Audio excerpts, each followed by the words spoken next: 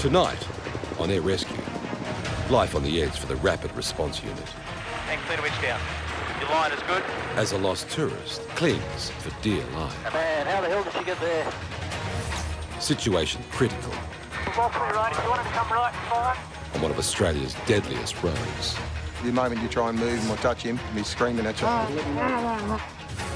And a day at the beach goes horribly wrong for a young couple. She was dumped head first, paying 7 out of 10. She just called my name out. I just ran down because I knew she was in trouble.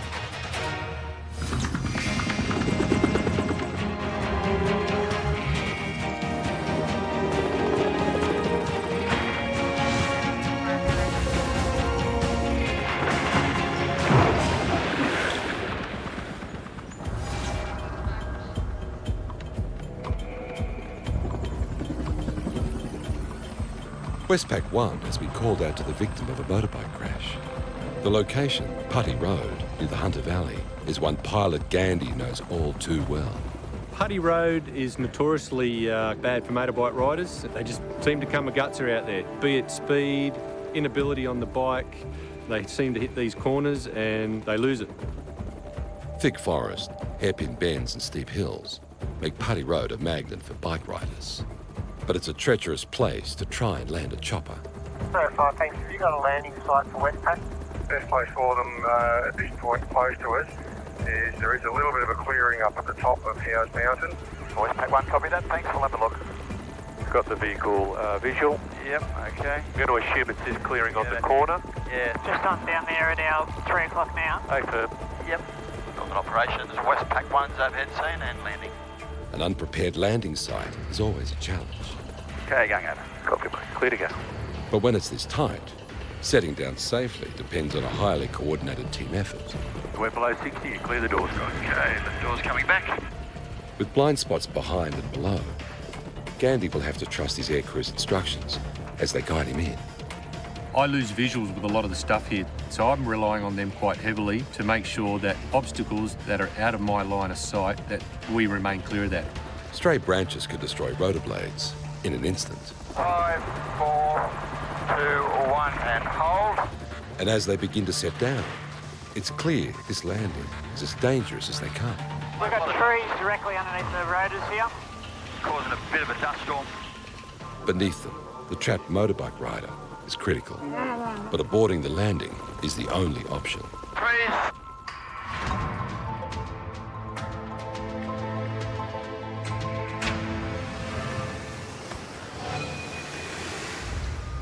For 40 years, the Westpac rescue choppers have been saving lives across Australia. Standing by, the rapid response crews specialise in water and critical access rescues. Westpac Lifesaver, Peter. Pilot Peter Yates knows every call to the rapid response base is potentially life-threatening. It's actually somebody off a cliff up around Avoca area. We don't know whether they're in the water or at the base of the cliff, so I guess we'll suzz it out when we get there. Veteran air crewman Tony and rescue crewman Harry will team up on the winch. A lot of the time, you're not sure what the job actually is until you're there. You're thinking about the possible scenarios, what you need to do, and what sort of assets you have to be able to get the job done. I guess safety is the main thing we're all trained to think about here before you do anything. The rush thing is here because we're rapid response. You know, we're off the ground in 3 minutes. G'day, on the ground, Lifesaver base. Requesting clearance for Victor 1. The Lifesaver 1, transit to Victor 1's approved. We'll go through the rest of my checks when we get there. We'll check out what the mission is, because we're unsure at this time. What I've been told is north of Oka, so we'll have a bit of a search when we get up there. Okay, mate, have you got an ETA on us for that? Yeah, we'll be there in about 12 minutes. En route, further details of the mission come to light. A young woman is trapped on a cliff above dangerous surf. Exactly how high or how to get her is unknown. You know, it's great being able to work in such a tight team. I love the adrenaline, the rush of it, and you never know what your day is going to entail. On scene, the crew get a first glimpse of the severity of the situation. Did that move? Just trying to make it out. Yeah, I think it did. Well, I think that might be operation. Perched precariously above a 200-foot fall, local firemen have temporarily secured the injured girl. Her only chance of survival, a dangerous winch lift out of there. Alarm the hoist. When you're in the winch and you're going towards a person that you've got to pick up, you feel like you're completely in the moment. Your focus is just intently on the job at hand. And clear the winch down. Clear the winch. So I'm looking down and thinking, wow, this is a massive drop. 15 above the rocks. 10 above the rocks, and he's moving into that little crevasse. Man, how the hell did you get there? He's now about 15 feet away from the patient. Okay. Looking at Harry down the wire on the edge of the cliff, maintaining the position of the aircraft is the most important thing I have to relay back to the pilot. He's now lost sight of Harry, girl, and of the fiery that was down there. Tony's guidance is critical. Okay. And your height is still good, position's still good. If the chopper gets too close, the downdraft could blow them all off the cliff. Coming up, He just locked up the brakes and didn't even make the corner at all. a high price for thrills on the infamous Putty Road. Mate, is that hurting up here? And danger in the shallows for a teenage swimmer. She's been dumped in the surf and laying on top of the head, treating her as if she may have a spinal injury.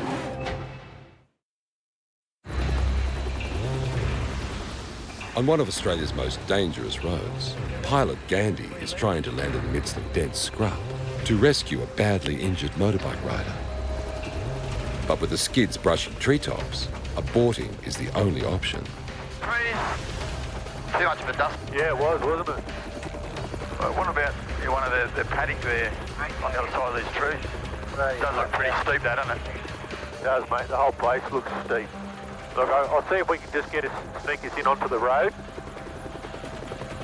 A black spot for motorbike accidents.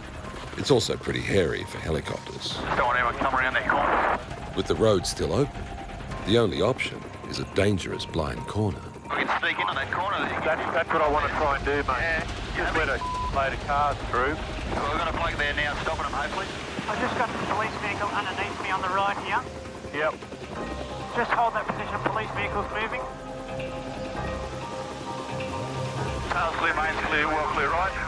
3, 2, 1. Hold. Clear down. We're well clear right. If you wanted to come right, fine. How's that feel? Beautiful. Yep, clear to go. Not shutting down? No, mate, we'll go to Guardrail. Beautiful.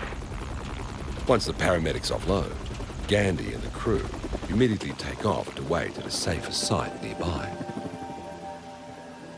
It's now down to paramedics Greg and Pete. What happened, mate? He's just sort of lost control about here, I guess, and then hit the fence. Not even. He just locked up the brakes and didn't even make the corner at all. So he hit the guardrail and flipped over. The victim, 27-year-old Daniel McKinley, is trapped under the guardrail with his leg twisted painfully at an awkward angle. The moment you try and move him or touch him, he's screaming at you. Yeah.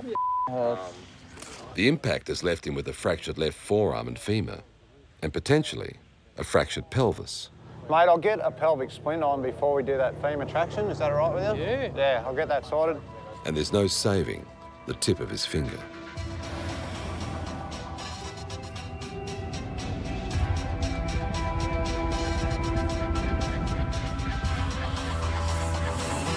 At 200 feet above dangerous rocks and surf, Rapid Response Rescue crewman Harry needs to winch out a young woman trapped on a ledge. He's moving into that little crevasse.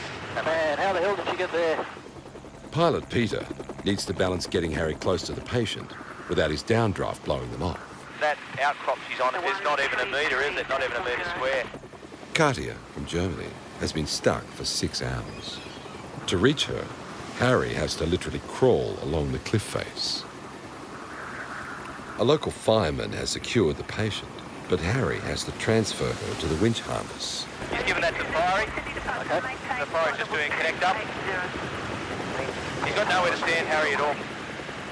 Pete, he's got no feet on the ledge at all, so I'm taking as much slack out of the cable as I can. Yep, all right. Harry's all connected up. He's waiting for the clearance of the Fiery. Are you to take the weight? You're clear to go. Taking the weight. And bring him off the rocks. He's 2 off the rocks. I'm going to hold him there. Okay. Yep. And we'll move back and left along the cliff face. Yep. Dangerous overhangs means Katia has to be lifted out before going up. 3, 2, 1, and hold that position. And clear to winch up. Clear to winch.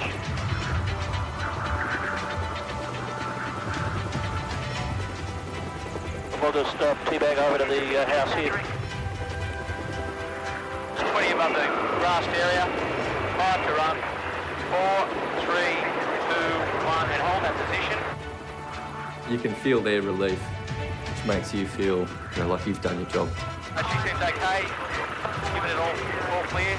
Thumbs up. Here to take the weight. Yep, there to go. Take the weight. Switch again. Okay, he's 10 above the ground. And you're clear to rotate back over the ocean, Peter. I think it'd be a bit safer instead of the edge of the cliff face. Around. He's at the skids now. Okay, so that was pretty interesting, Harry.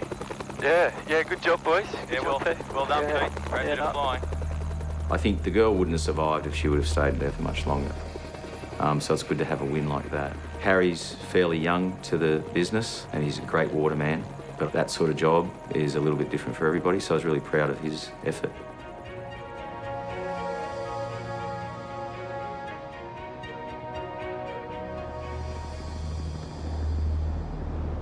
Coming up, I just grabbed her, pulled her in and walked up. a nightmare end to the perfect day at the beach. Treating her as if she may have a spinal injury. And no easy way out for a broken rider. We're going to try again now, okay, mate?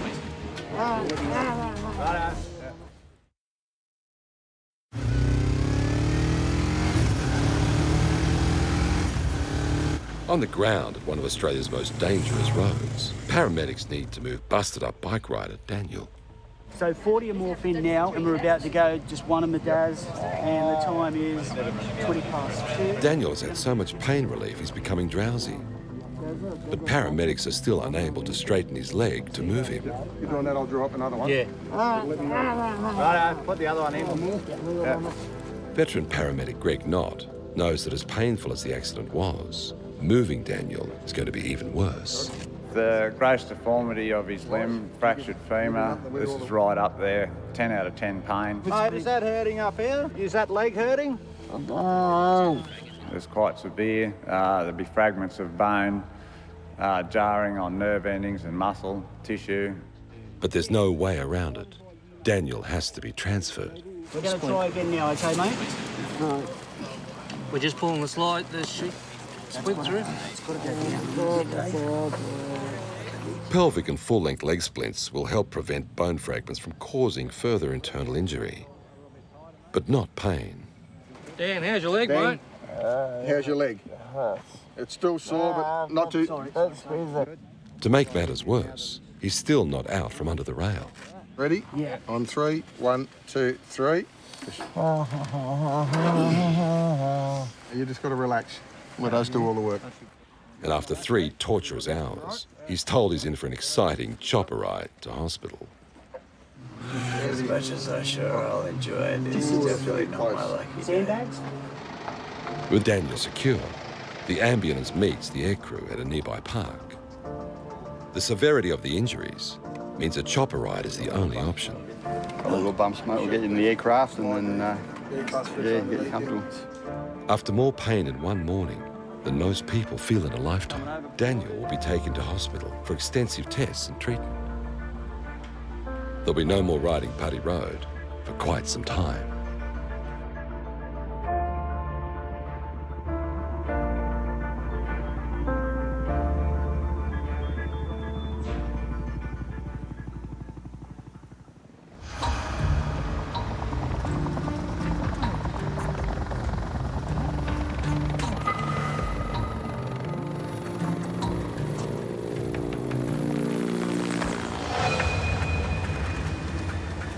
"36,000 kilometres of coast, over 10,000 beaches.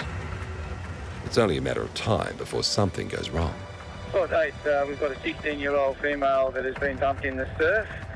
Axial load to the top of the head, was extricated with the help of a friend and has laid down on the beach above the high tide mark. She's complaining of C1 and C2 pain, 7 out of 10. Initially she had numbness and tingling to the fingertips. Get that, guys? Yeah, copy that. The information coming in indicates spinal damage, an all too common coastal occurrence. They say it was a girl, Leggy. Living around this area, there is such a long stretch of coastline. A lot of our jobs are water related, either being boats or people caught in rips or dumped by waves in the surf. And a lot of the time, spinal injuries or different types of injuries, obviously, for when they're getting hit from the wave and onto the sand. When you come off your comms, CT, I'll take it. Moving across. As they approach, a crowded landing zone confronts Aussie the pilot. Okay, clear both doors. Left door coming back. It's over to air crewman Leggy to guide them in. Hey, you got the ambulance in the car park there? Okay. The role of the air crewman and the rescue crewman coming into a scene like this is critical. Cover that up there, you're excited, just got that light post on the left here. Hang on, Roger, the car gone through the car park. Yeah, just hold that position there. We've got to paint a picture for the pilot. There's a surfboard loose on the ground, Oz, just right of the ambulance. His eyes are out and he can only see to a certain point. Surfboard secure, so got that light post on the left here.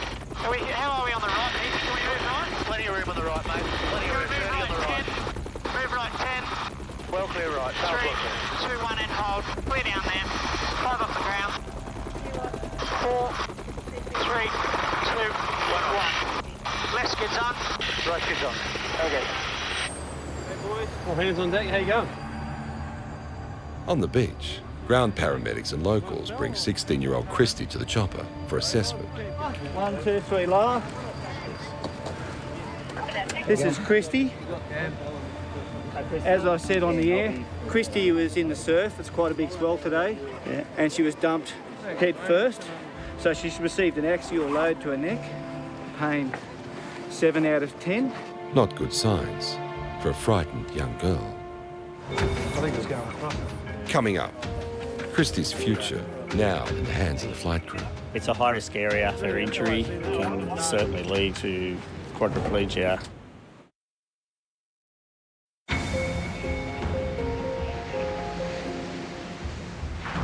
In the car park of a popular urban beach, paramedics are treating a 16-year-old girl for a possible broken neck.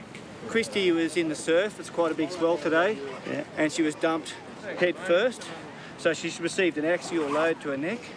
Christy was alone in the surf when the accident happened. But fortunately, boyfriend Jared wasn't far away. I was sitting on the beach because I hopped out first and she called my name out. And I just ran down because I knew she was in trouble. I see her face all white and pale. I just grabbed her, pulled her in and walked up, put a jumper around her neck, just supported, held her neck. How's that pain at the moment? C1 and C2 pain is quite high cervical pain. We're talking just below the base of the skull, basically. It's a high-risk area for injury. Can certainly lead to quadriplegia and death if it's unstable and not treated correctly. The symptoms mean Christy has to be kept as still as possible, her spine immobilised. In the worst-case scenario, any movement could cause irreparable damage. We'll be treating her as if it was an unstable fracture there and hoping in the end that there isn't. I'll just explain what will happen from here, Christy. We're going to use a thing called a back mat. All that does is it wraps around your body, and when we sort of pump it or extract it out, it's going to hold you nice and still. Is there any LOC that you know of? Feet first? On 3, mate. 1, 2, 3. Feet first, guys. Just put the wheels on the deck. With Christy secure in the chopper, her panicked mum arrives, having just heard the news. G'day, Mum. How you going? She's all strapped up. She's been dumped in the surf and landed on top of her head. And she had experienced some neck pain and some tingling down her hands. Everything's fine at the moment. She's got good sensation in her fingers. She can move her hands and her feet, so that's a really good sign. She's all packaged up now. We're just going to run her up to the John Hunter Hospital. Mum. Yeah, Mum's coming with us. Mum's going to come with us, okay? With the patient, knowing that her mother's going to come tends to put them at ease, and it's a little piece of home. Once she's out, then you can hop out and follow them towards. Okay? There's a couple of advantages, and we are able to bring the parent along. Obviously, we have space constraints sometimes, but it's good for both the patient, keep her calm, and to know that her mother's close by. And it also saves the mother, in this instance, trying to drive for an hour in a state that she should really be driving.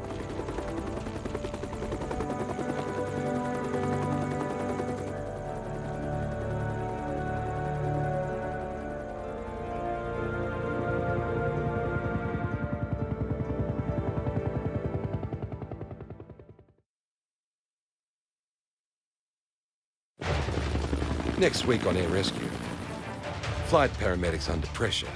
Just relax for me, all right? Everything's all right. He gave his all to save the family home.